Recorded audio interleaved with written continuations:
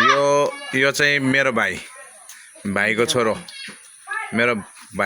हैन। बुवा चाहिँ उहाँ हुनुहुन्छ।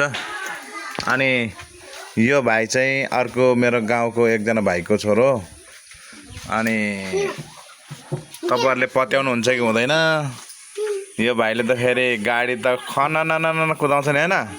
कुदाउँछ नि?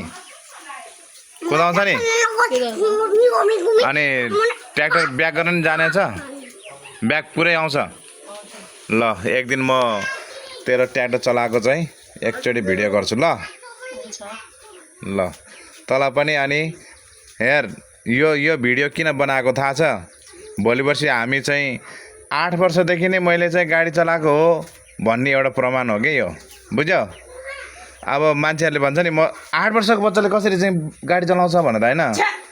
अनि हो त्यतिखेर चाहिँ मैले चलाएको हो भन्ने एउटा चाहिँ प्रमाण है। ल त्यतिखेर देखाउन मिल्छ नि त यी यत्रदेखि चाहिँ मैले गाडी चलाएको थिएँ भनेर। सबै गर्नु छ नि हैन? लोडिङ सोडिङ पुरै हैन? लोड गर्ने, ट्र्याक्टर चलाउने, यता उता। हो क्या ठुलो मम्मी?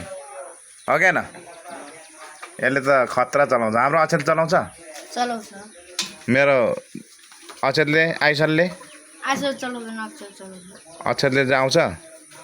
ल अक्षरलाई ब्याक गर्न आउँछ? ब्याक गर्न चाहिँ आउँदैन, अगाडि मात्र चलाउँछ हैन? ब्याक गर्न त त्यो ट्र्याक्टरको त उल्टो भन्नाले पनि पहिला सुरुमा उल्टो काट्ने, त्यहाँ फेरि सुल्टाउँदै जाने हो कि हैन?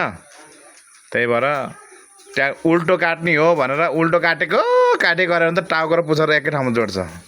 हो क्या न? हो क्या नि त ट्र्याक्टर ड्राइभर? त्यही भएर सोधेको।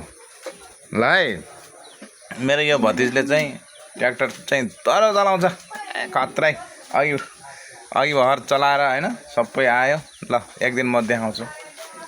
ल